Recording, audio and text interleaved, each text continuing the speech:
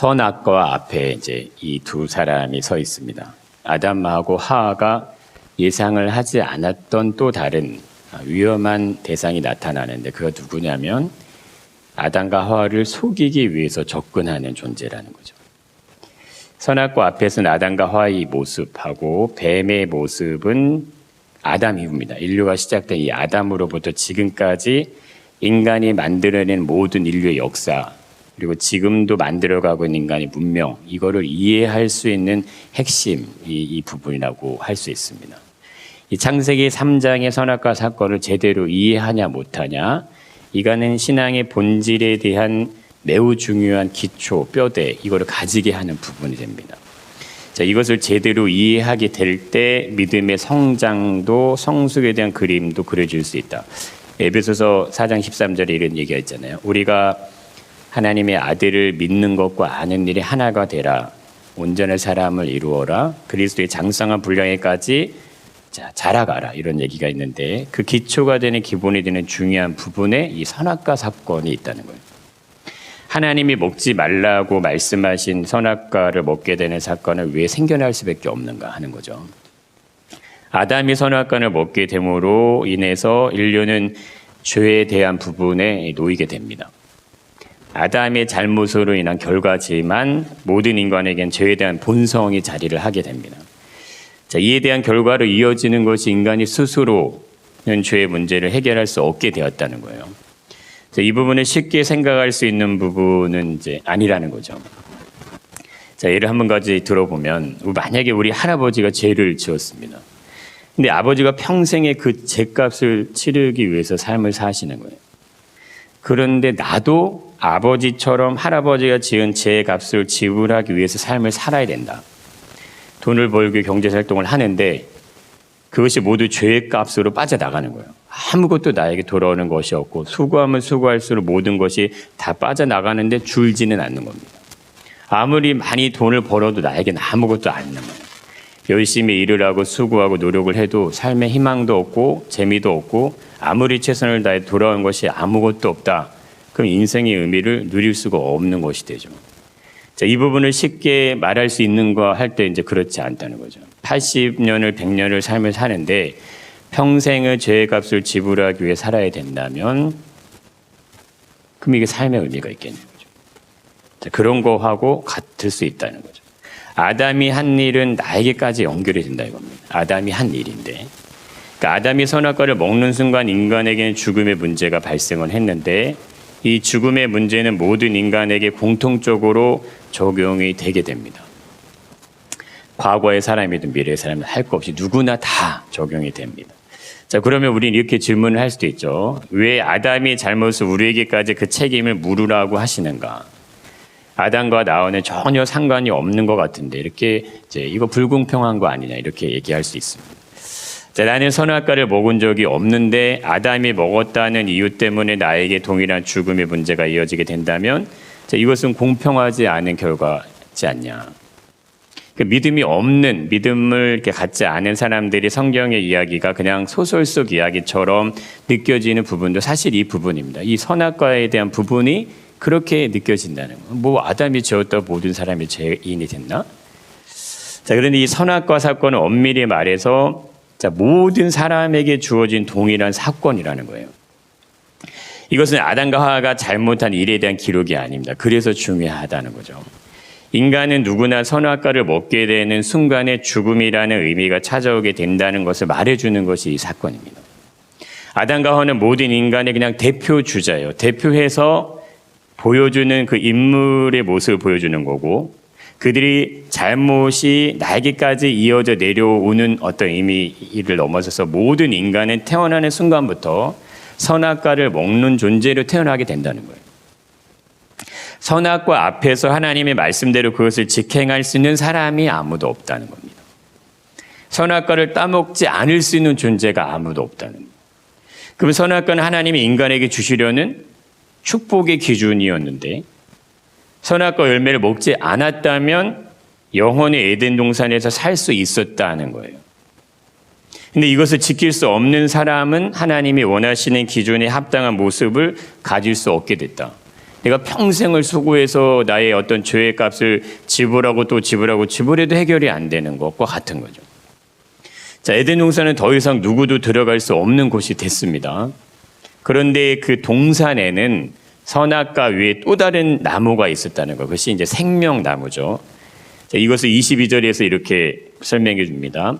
여호와 하나님이 이르시되 보라 이 사람이 선악을 알게 하는 일에 우리 중 하나같이 되었으니 그가 그의 손을 들어 생명나무 열매를 따먹고 그 다음에 나오는 단어가 있죠. 영생이라는 게 나옵니다. 영생할까 하노라. 자, 더 이상 이 생명나무 열매를 먹을 수 없기 때문에 영생할 수 없게 되었다, 이것을 말해주는 겁니다. 자, 그렇다면 하나님의 본래적으로 아담과 하와에게 기대하셨던 것은 영원한 생명의 모습이었다는 거예요. 영원히 에덴에서 사는 영원한 삶을 살아가기를 원해서 그렇게 하셨다는 겁니다. 그러니까 에덴 동산은 그건 일시적인 장소가 아니라는 거죠. 죄를 지으면 쫓아내려고 준비한 것도 아니었고 소설 속 이야기 같은 그런 장소가 아니라는 겁니다. 에덴 동산은 우주 공간을 만드신 하나님, 해와 달과 별들과 행성, 이 광명체를 만드신 하나님께서 공기, 물, 바다, 산, 대기층, 궁창 하늘을 만드신 하나님께서 땅이 혼돈하고 공허하고 흑암이 깊음이 있을 때부터 계획을 하신 거예요. 이거를 디자인하셔 어떻게 만들 것인가를 준비하셔서 그걸 진행을 시키신 겁니다. 이게 어떤 것이냐, 이게 바로 하나님의 나라라는 거예요. 하나님의 나라의 모습을 만들어내신 겁니다. 하나님은 처음부터 모든 계획을 가지고 계셨고 하나하나 목적대로 만드시는, 어느 것 하나 그냥 하나님이 하신 것이 아니고 모든 것을 목적으로 만드셨습니다. 빛을 만들어내셨고 그 빛을 빛과 어둠으로 나누시는 거예요. 낮과 밤이 생기게 하셨고 물 가운데 궁창이 있어 궁창 위의 물과 궁창 아래의 물로 나뉘는데 궁창의 하늘, 궁창을 하늘이라 말씀하시는 겁니다. 천하의 땅에 이 지구의 물로 가득했는데 물이 한 곳으로 모이게 하세요. 그래서 땅이 생겨나게 하셨고 바다도 생겨나게 하셨습니다. 땅에게 명령을 주시죠. 풀과 씨 맺는 채소와 씨 가진 열매 맺는 나무를 각기 종류대로 내라고 말씀하시니까 그것들이 그냥 됩니다. 하늘은 궁창에 광명체가 있으라고 얘기하니까 광명체들이 생겨납니다. 그것들로 징조와 계절과 날과 해를 이루게 하셨는데 그것이 지금도 동일하게 이루어지고 있어요. 광명체들에게 하늘의 궁창에 떠서 이 지구를 비추라고 하니까 그 지금 비추고 있는 거죠. 큰 광명체에게는 낮을 주관해라는 거, 낮을 주관하고 있고 작은 광명체에게 밤을 주관하니까 밤을 주관하고 있는 거예요. 별들도 있게 하십니다. 물들에게 생명을 각기 종류대로 만들어내고 번성하라고 하니까 그렇게 됐습니다. 하늘의 궁창에 새가 날으라고 하니까 날아다니고 있어요. 큰 바다 짐승으로부터 모든 생물들을 그 종류대로, 날개 있는 모든 새를 그 종류대로 하나님이 다 창조를 하신 거예요. 그들에게 아담에게 하셨던 말씀과 동일한 말씀을 주십니다. 그들이 이런 말씀을 주시죠. 한번 읽어보겠습니다. 하나님이 그들에게 복을 주시며 이르시되 생육하고 번성하여 여러 바닷물에 충만하라 새들도 땅에 번성하라 하시니라. 이게 아담에게 주셨던 명령과 동일한 명령의 어떤 것들 이들에게 주신다 이겁니다. 땅에게도 명령을 하셔서 생물을 그 종류대로 가축과 기는 것과 땅의 짐승을 그 종류대로 만들어내게 하셨습니다. 모든 것이 그대로 됐다는 거예요. 그런데 하나님이 보시기에 너무 좋았다는 거예요. 그러니까 왜 이러한 창조의 역사를 이루셨는가 하는 거죠. 하나님은 왜 이렇게까지 세밀하게 섬세하게 이것들을 창조하셨냐? 이게 하나님 나라를 이루기 위한 계획이었다는 거예요. 하나님이 얼마나 아름다우신 분인가 우리가 이 자연의 이 봄꽃의 꽃들만 보아도 확인하실 수 있습니다. 꽃이 피었어요. 근데 1년에 365일이라는 시간으로 본다면 정말 잠깐 피는 시간입니다. 정말 잠깐 펴요. 길어야 한 3주? 봄의 끝들이지만요. 근데 그들 모두에겐 각자마다 자신들만의 멋이 있다는 거예요. 그리고 아름다움이 있습니다. 서로는 다른 꽃들을 보면서 비교하지 않아요. 내가 더 아름답다 자랑하지도 않는다는 거예요. 근데 날씨가 좋지 않고 비바람이 몰아치면요. 금방 떨어져 버립니다. 피기도 전에 떨어질 수도 있어요. 날씨가 좋고 바람이 적당히 불어보면 더 오랜 시간 활짝 피어 꽃잎이 보여줍니다. 근데 어찌되었든 자신들이 마주한 상황에 불평하지 않는다는 거예요. 자연이 섭리대로 그냥 순응하면서 또다시 1년을 기다려요. 자기가 다시 꽃을 필 그 시간을 기다린다. 주어진 상황과 환경에 따라 그냥 피었다가 지게 됩니다. 그런데 아름답게 핀다는 거예요. 인간이 관리하고 조경을 하고 물을 주고 빛을 주지 않아도 때가 되면 계절이 바뀌면 다시 피어납니다. 꽃잎이 다 떨어지면 그냥 앙상한 가지만 있는 듯한데 봄이 되면 또다시 생명력을 가지고 아름다움을 보여준다 이거예요. 자, 이것은 어떤 원리에서 이루어지는 모습일까? 이것이 하나님 나라의 원리입니다. 이게 하나님 나라의 원리예요. 하나님 나라에서 내가 어떤 역할을 하느냐, 내가 어떤 위치에 있느냐, 내가 더 중요하냐 덜 중요하냐 이런 것이 의미가 없다는 거예요. 큰 강명체든 작은 강명체든 아니면 별이든 각자에게 주어진 역할에서 아름다움이 있어요. 무엇이 있는 거고 존재의 의미가 그냥 각각에게 부여가 되어 있는 거예요. 그들에게 부여된 목적이 다 있다는 겁니다. 존재의 의미가 있고 해야 될 역할들이 있다는 거예요. 땅은 땅의 역할이 있고 그래서 땅에서 아름답고 존귀한 역할을 만들어내는 거고 바다는 바다의 역할이 있어요. 그 바다의 생명체가 살아갈 수 있도록 하는 역할을 바다가 하고 있는 겁니다. 바닥속 물고기의 모습이 각각 다르고 하늘의 새의 모습도 다르듯 하나님 나라의 원리는 비교가 아니라는 거예요. 누가 더 우월하고 누가 더 잘났는지에 대한 비교급이 아닙니다. 존재의 의미 자체로 그냥 완전한 모습을 가지는 것이 그것이 하나님 나라의 원리예요. 하나님 모든 세계와 에덴 동산을 그렇게 창조를 하신 거예요. 자, 그런데 이 뱀의 존재는 이러한 아담과 하와에게 비교 의식이라는 걸 넣어주는 거예요. 이 잘못된 정체성을 가지게 하는 겁니다. 자신들의 모습에 무엇인가가 부족함, 이게 있다는 걸 느끼게 하는 거예요. 이게 바로 속이는 겁니다. 판을 깨는 거예요. 균형을 무너뜨리고 본질이 사라지도록 하는 겁니다. 본질이 사라지면 정말 소중하고 가치 있는 것들이 없어지는 거예요. 내가 보고 싶은 것만 보는 겁니다. 내가 중요하다고 생각하는 그거에만 몰두하는 거예요. 정말 소중한 것들이 너무나 많은데 그 소중한 것들은 그냥 다 소중하지 않은 것처럼 여겨지는 거죠. 뱀이 했던 일이 그거고 지금 이 세상에 있는 사람들, 속이는 자들이 사람들이 하는 게 바로 그러한 역할의 모습입니다. 아담과 하와는 부족한 것이 없는 존재예요. 부족하지 않습니다. 부족함이 없습니다. 무엇과도 비교되지 않는 영광을 그들이 가지고 있습니다. 하나님의 형상과 모양대로 창조됐죠. 비교 대상도 존재하지 않아 그냥 아담과 하와 둘만 존재하는 거니까. 자, 그런데 어떻게 해서 이들은 하나님의 말씀을 어기고 선악과를 먹었는가 하는 거죠. 선악과 사건이 발생하는 상황을 한번 주목해 보시면 그곳에는 아담이 있고 하와가 있습니다. 동시에 또 다른 존재, 뱀이 존재가 있다는 거예요. 뱀의 존재는 예상이 안 되는 겁니다. 그래서 분명하게 해야 되는 것이 있어요. 하나님의 말씀을 지키는 겁니다. 예상이 안 돼요. 예상이 안 되는데 갑자기 훅 들어왔어요. 그래서 반드시 아담과 하와가 해야 되는 것이 하나님의 말씀을 지키는 겁니다. 이건 우리의 삶도 동일한 겁니다. 속이는 자는 아담과 하와에게 도움을 주는 존재가 아니에요. 빼앗는 자입니다. 이 모습을 그림으로 한번 그려보면 누가 중심에 있냐면 사람과 뱀이 있습니다. 근데 무엇을 사이에 두고 있냐면 이 선악과를 사이에 두고 있다는 거예요.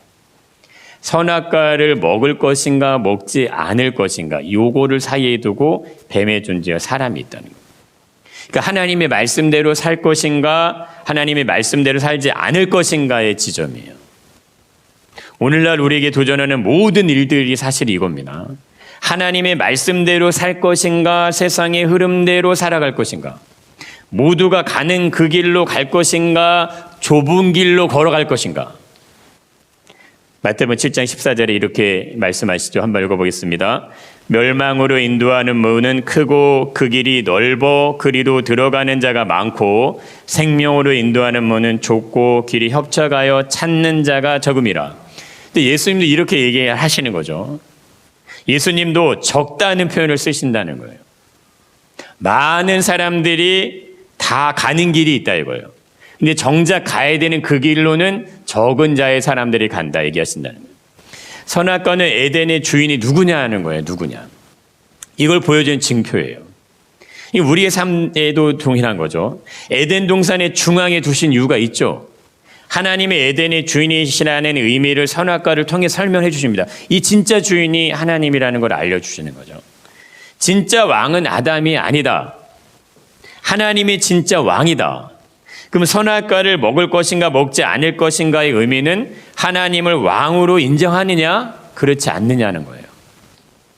우리의 삶의 모든 것이 내가 주인이 아니라 하나님이 우리에게 주신 것들이라고 인정이 되면 하나님이 인정이 되는 거예요.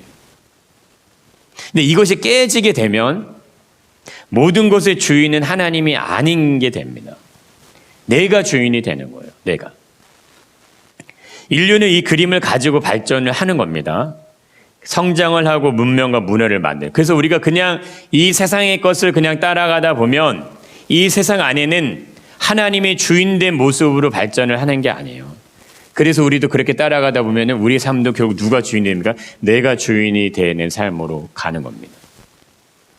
인류가 만들어내고 있는 그림은 하나님을 왕으로 인정하지 않는 데 생겨나는 거예요.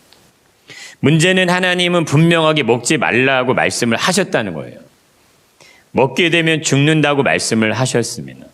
이 부분에서부터 속이는 자의 역할이 생겨납니다.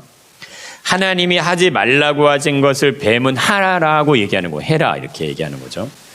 하나님 말씀에 순종을 해야 하는 아담과 하와가 뱀의 말을 듣습니다. 그리고 그대로 행동을 해버리는 거예요. 자, 그렇게 되면 하나님이 아담과 하와를 위해 준비된 에덴 동산은 의미가 없어지는 거예요. 그래서 쫓겨나는 거죠. 성경은 오늘날을 살아가고 있는 우리들에게도 분명한 것을 얘기해 주십니다. 그러므로 염려하여 이르기를 무엇을 먹을까 무엇을 마실까 무엇을 입을까 염려하지 말라. 이는 다 이방인들이 구하는 것이다. 너희 하늘 아버지께서 이 모든 것이 너희에게 있어야 될 줄을 아신다.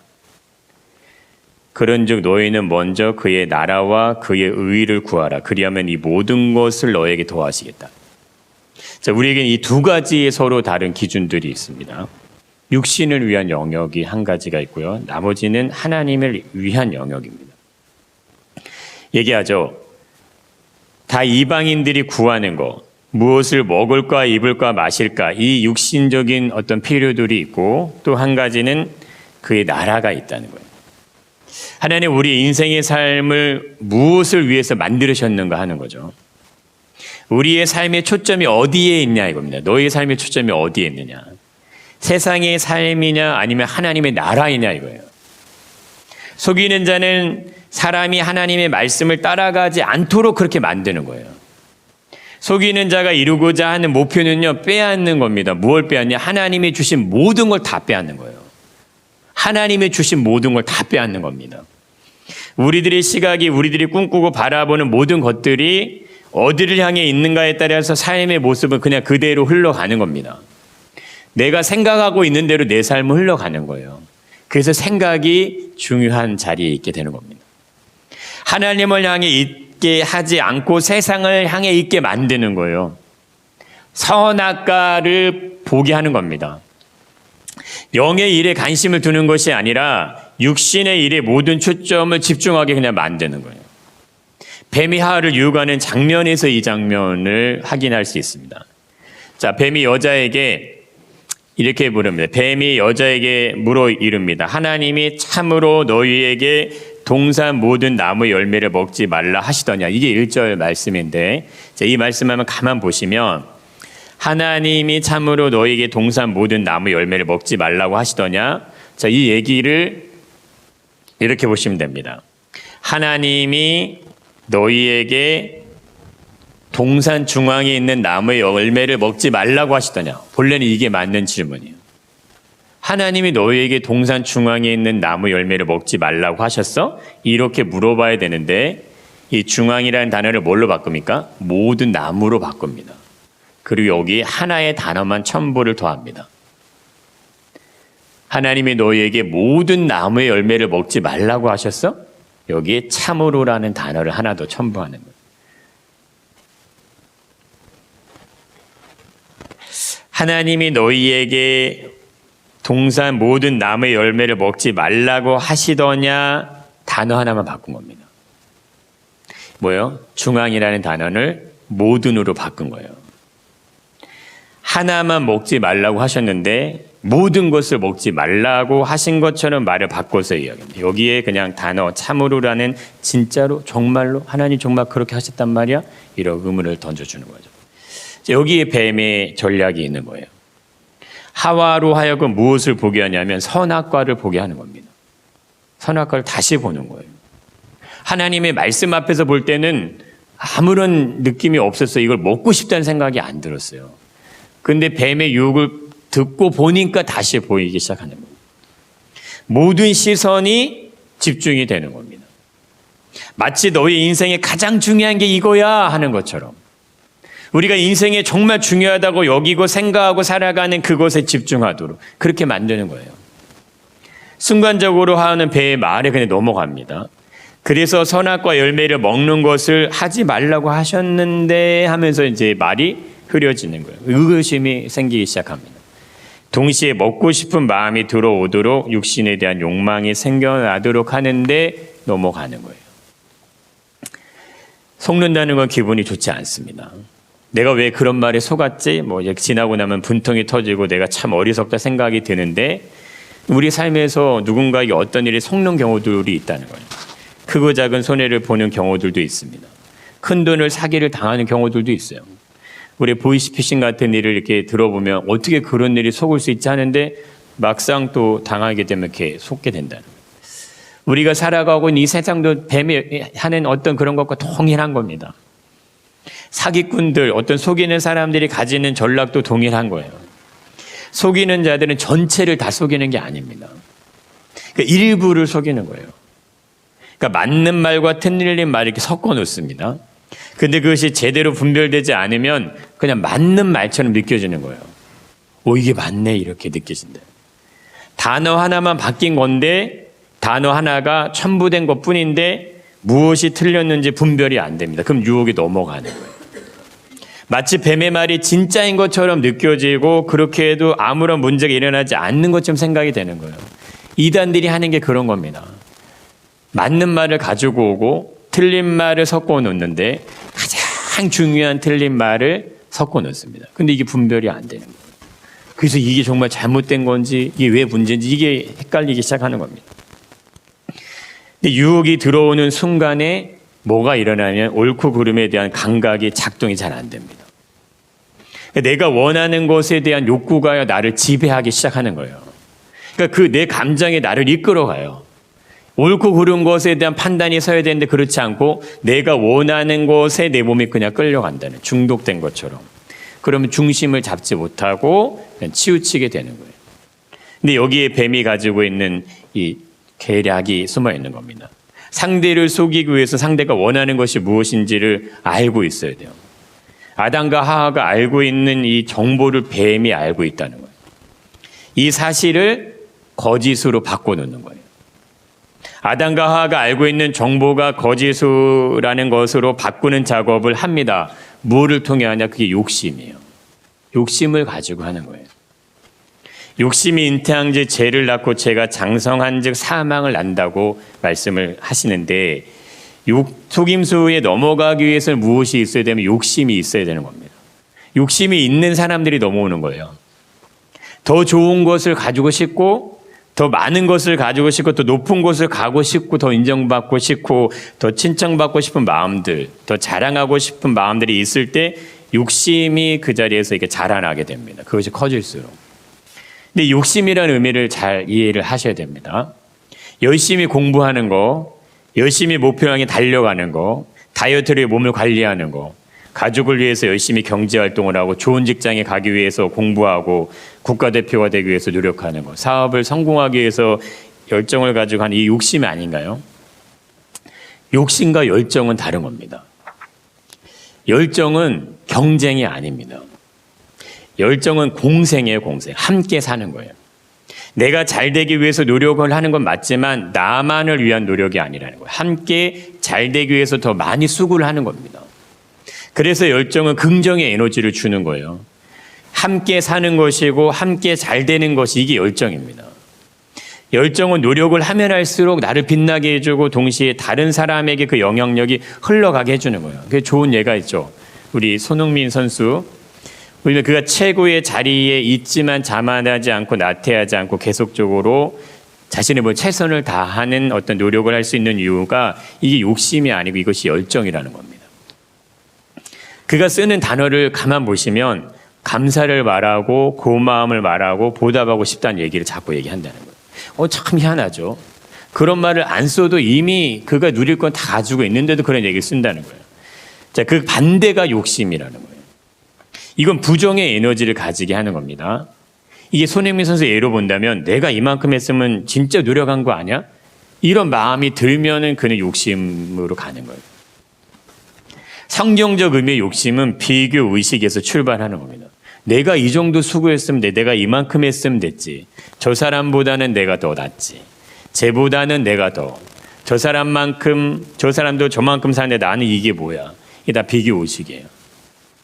이 생겨나는 모습들입니다. 욕심은 더 다른 사람보다 내가 더, 저 사람보다 내가 더, 얘보다는 내가 더 이런 마음을 가지게 하는 거예요. 속이는 자는 이것을 이용을 하는 겁니다. 너 자신에게 집중하게 만드는 거예요. 너의 욕심대로 행동해라. 이거. 육신이 원하는 모습대로 그냥 행동해라. 이걸 자꾸 유혹을 해주는 거예요. 근데 이 욕심이 있으면 그렇게 갑니다. 그렇게 되면 무엇을 먹을까, 무엇을 입을까, 무엇을 마실까에 대한 부분에 초점이 있게 되는 거예요. 오로지 그거에 초점이 있습니다. 이 말씀은 눈에 보여진 육신의 삶에 그냥 집중하게 만든다 이거예요. 그것보다 더 중요한 것이 있다는 사실을 그걸 잃어버리게 하는 거예요. 우리가 10계명의 마지막 계명에 보시면 이렇게 말씀이 나오죠. 내 이웃의 집을 탐내지 말라. 내 이웃의 아내나 그의 남종이나 그의 여종이나 그의 소나 그의 낙이나 물은 내 이웃의 소유를 탐내. 이게 10계명 안에 들어가 있어요. 마지막 10계명에. 이 문장을 하나로 한 문장을 줄이면 이게 되죠. 내 것이 아닌 것에 욕심을 내지 말라 이거예요. 욕심의 최대치는 더 좋은 걸 갖는 거예요. 가장 좋은 것으로 소유하고 싶은 마음, 그것이 욕심의 최대치입니다. 이것에 대한 높낮이는 있을 수 있지만 가장 높은 자리에 올라가고 싶은 마음, 모두 너보다는 내가 더라는 의식을 가지게 하는 이 요소들을 작동을 하는 거예요. 자, 그렇게 되면 하나님 나라의 원리와 맞지 않다는 거예요. 이것과 맞지 않는 겁니다. 내가 더 소중한 곳에는 욕심에 대한 모습이 담겨 있는 거예요. 내가 소중하면 상대도 소중해야 되는 거예요. 이것이 열정이라는 거예요. 우리 교회가 잘 되기를 바라면 상대 교회도 잘 되기를 바라는 마음이 있어야 됩니다. 이게 정상적인 마음이에요. 우리 자녀가 공부를 열심히 좋은 대학 가기를 바라는데 내 주위의 자녀의 친구들도 다 열심히 좋은 대학을 가기를 바라요. 경쟁이 붙었는데 한 명만 들어갈 수 있다. 내 자녀가 냈는데 다수의 자녀들이 다 냈습니다. 그럼 어떤 마음을 가져야 되냐? 가장 잘하는 친구가 들어가는 게 맞는 거예요. 그렇게 가야 되는 거예요. 내가 아닌 것에 대한 욕심을 불러일으키는 것이 속이는 자의 최대의 전략이에요. 선악과는 아담과 하와의 것이 아니에요. 이건 하나님의 겁니다. 하나님의 것을 마치 내가 먹어도 되는 것처럼 먹어버리는 거예요. 내 삶도 우리의 삶의 지경도 내가 가지고 있는 모든 것이 이거 내게 아닙니다. 우리 게 아니에요. 내게 아니라는 게 인정이 돼야 되고 그것이 하나님의 것이라는 것이 확신해야 됩니다. 이걸 지켜낼 수 있어야 유혹을 이기는 거예요. 이게 안 되면 유혹을 이길 수가 없는 겁니다. 내 것이라고 생각하면 불안한 거예요. 염려가 되고 걱정이 될 수밖에 없습니다. 오늘날처럼 이렇게 시대가 혼란할 때는요, 다 염려거리밖에 안 돼요. 하나님의 것이라고 생각하면 평안할 수 있는 거예요. 나눠줄 수 있고 베풀 수 있어요. 가진 게 적더라도 나눠주는 거예요. 내 것이라고 생각하면 항상 지켜야 되는 거예요. 쌓아야 되고 더 좋은 것으로, 더 많은 것으로, 더 안전한 것으로 채워야 되는 일을요, 끊임없이 하는 거예요. 그걸 인생의 마지막 순간까지 하는 거예요. 반복함으로. 그러나 내 삶의 모든 것이 하나님이라는 것이 분명해지면 인생을 자유할 수 있는 거예요. 내 삶에서 평안과 안식과 위로를 경험하는 거예요. 진짜 예수님을 경험하는 거예요. 예수님이 모든 걸 다 주고 가셨다는 거예요. 모든 걸 다. 자신의 살과 피를 다 생명까지 목숨까지 하나도 남김없이 자신이 입었던 모든 옷까지도 다 내어주고 가셨습니다. 이건요 정말 지혜예요. 인생의 신비고 비밀입니다. 근데 욕심은 그걸 거꾸로 하는 거예요. 다 가지려고 하는 거고 잡으려고 하는 겁니다. 그래서 없어서 고통스럽고 없어서 우울하고 없어서 불안하고 없어서 외롭지 않을 수 있는 인생, 그것이 믿음의 인생이에요. 부할 때나 가난할 때나 비천할 때나 풍요로울 때나 그래서 자주 가기가 되는 겁니다. 주님이 주인이시기 때문에 가능한 거예요. 어떻게 하면 유혹으로부터 속지 않을 수 있을까? 기본을 지키시면 됩니다. 하나님이 하지 말라고 하는 거는 안 하시면 되는 거예요. 아무리 뱀의 유혹이 있다 하더라도 뱀의 유혹보다 앞서 있는 게 하나님의 말씀이에요. 이게 중요한 겁니다. 뱀의 유혹을 왔는데 예상하지 않았던 유혹이 왔어요. 그렇지만 하나님의 말씀이 먼저 있는 거예요. 분명한 기준이 있습니다. 하지 말아라, 먹지 말아라. 그럼 어떤 유혹이 와도 먹으면 안 되는 거예요. 그걸 지키시면 되는 거예요. 아무리 달콤한 유혹이 있다고 해도 하지 말라는 말씀이 먼저 주어진 거예요. 뱀의 유혹을 들을 가치가 그러면 없는 거죠. 그러니까 그가 말을 섞을 필요가 없는 거예요. 아무리 좋은 걸 유혹을 해도 말을 먼저 걸어와도 내가 누구에게 감히 하나님과 말씀과 맞지 않는 말을 하느냐? 물러가라 하면 되는 거예요. 그럼 뱀이 유혹할 수가 없는 거예요. 예수님이 광야에서 40일을 줄이신 후에 마귀에게 시험을 받으시는 장면을 보시면 마귀가 가지고 온 이 세 가지 유혹은 모두 육신의 만족을 위한 내용들입니다. 돌돌도 떡덩이가 되게 해라. 이 육신의 필요죠. 그걸 먼저 채우라는 거죠. 마귀가 예수를 거룩한 성으로 데려가 성전 꼭대기에 세웁니다. 그리고 내가 만약 하나님의 아들이어도 뛰어내려가. 왜 성전 꼭대기에 세우고 뛰어내리라고 하지? 내가 누군지 보이라 이거예요. 내가 누군지를 천하만의 모든 사람들 앞에 보여라. 내 자신을 드러내라 이겁니다. 이 생의 자랑에 대한 부분을 채워라 이렇게 얘기하는 거예요. 마귀가 또 그를 지극히 높은 산으로 데려가서 천하 만국과 그 영광을 보여줍니다. 만일 내게 엎드려 경배하면 이 모든 걸 내게 주리라. 이것이 이 마귀가 가지고 있는 이 핵심에 들어있는 부분입니다. 뱀의 역할, 마귀의 역할 모두 다 속이는 겁니다. 하나님께 경배하지 말고 나에게 경배하라. 나에게. 내게 경배하라. 그러면 모든 것을 내가 너에게 줄게. 너의 필요를 채워줄게. 너의 욕구를 만족시켜줄게. 네가 원하는 걸 다 줄게. 나에게 순종해. 그러면 너에게 모든 영광을 다 주겠다. 이 유혹인 거예요. 아담과 하와는 이 속임수에 넘어가는 겁니다. 너희가 하나님같이 된다는 의미를 가지고 뱀에 유혹할 때 실상은 나에게 절해라.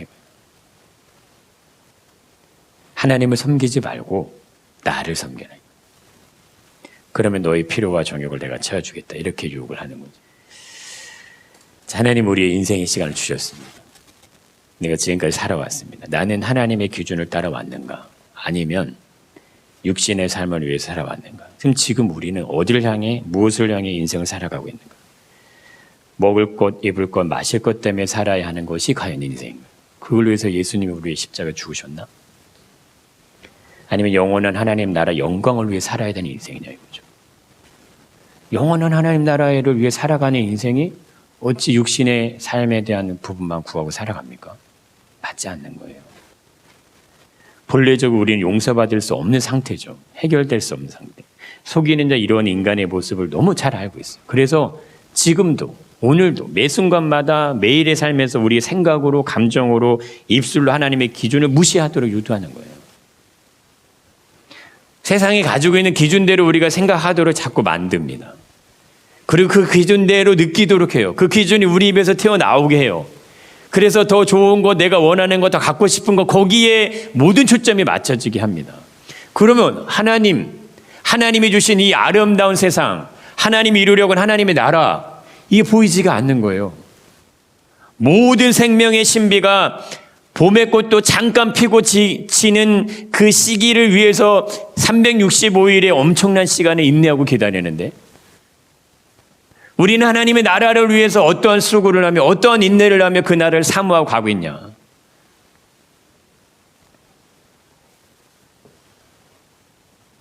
우리 하나님의 말씀을 따라 살아갈 것인가? 세상의 기준을 따라 살아갈 것인가? 이게 우리 앞에 놓여 있는 선악과 같은 의미입니다. 육신을 따라 살 것인가? 영을 따라 살 것인가?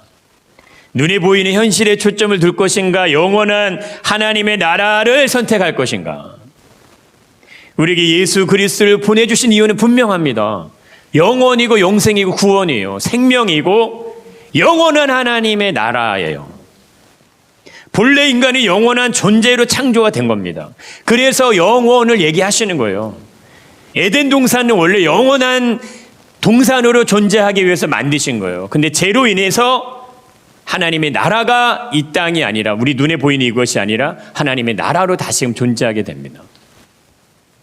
인간은 영원한 존재이기 때문에 하나님 나라에 갈 수 있는 거예요. 근데 문제는 그 나라에 못 가는 사람들은 어떻게 할 것이냐 하는 거죠. 속이는 자의 역할은요, 하나님을 완전히 지우는 거예요. 완전히 지울 수 없으면 어떻게 하냐면 섞어버리는 겁니다. 섞는 거예요. 하나님의 말씀인 듯 하지만 뱀이 마귀가 가지고 있는 그것을 가지고 들어와 섞는 거예요. 그래서 무엇을 위해 살지 않도록 하나님의 말씀대로 살지 않도록 하나님이 지정하신 기준을 무시하고 살아가게 만드는 것이 이 어둠의 세상의 악한 영들의 존재의 의미입니다. 그들이 육신의 생각, 육신의 마음, 육신의 정신만 남는 거예요. 하나님 말씀은 아담과 하와 하나님 모두에게 다 좋은 겁니다. 근데 뱀은요, 아담과 하와 자연 모든 만물을 다 불행하게 만드는 거예요.